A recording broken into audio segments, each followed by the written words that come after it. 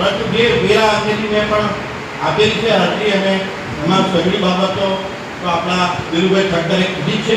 પુનરાવર્તન કરીને ઘણા સમય નથી બગાડવા માંગતો, પરંતુ આ જે વેરા વધારાની વાત આવે છે સરકાર તરફથી અનેક પરિવારો એવા છે એમને સહાય આપવામાં આવે.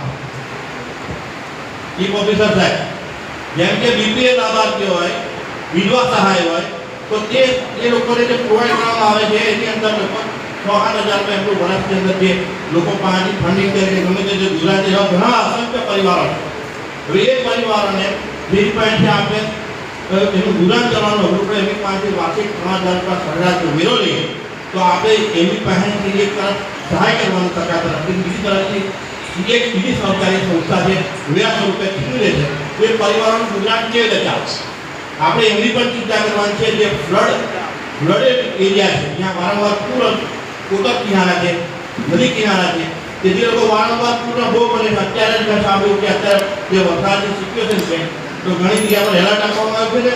માઇગ્રેટ કરવા માટે પણ કંઈક વ્યવસ્થાઓ કરી દેવામાં આવી. હજુ તો છે નહીં પાણી, અને માઇગ્રેટ કરવા આપણી આ સિચ્યુએશન બની જાય કરતા એવા જે ફ્લડ એરિયા હોય એવા અલગથી તારો અને જુઓ કે એ લોકો ખરેખર કેવી વ્યવસ્થાઓ જીવે છે. જેમ કે રજાનગર છે, દીવાન પડ્યું છે, અને બીજા જે નદી કિનારા વિસ્તારની અંદર લખેલું જ છે વિકેટ છે, એમાંથી તમે તારી શકો. એ બધા એરિયાથી એ લોકો પછાત છે. આપણે સિટી લેવલના માણસો નથી. સિટી લેવલમાં આપણે બનવાનું છે, પરંતુ ગવર્મેન્ટ સહાય હતી ને ગવર્મેન્ટની ગ્રાન્ટોથી બનતું અને તે વિકાસના જે અલગ અલગ આયામ છે એની ઉપર આપણે કામ કરીએ. પરંતુ આજે પાણીના વેરા છે 800 રૂપિયા એ કમરતોડ છે. અને એ અસહ્ય છે. એ કદી પણ નાનો માણસ મોટો માણસ એની સાથે તુલના ન થઈ શકે. આપણે એના તો શક્ય હોય તો અલગ અલગ સ્ટેપ પાડો.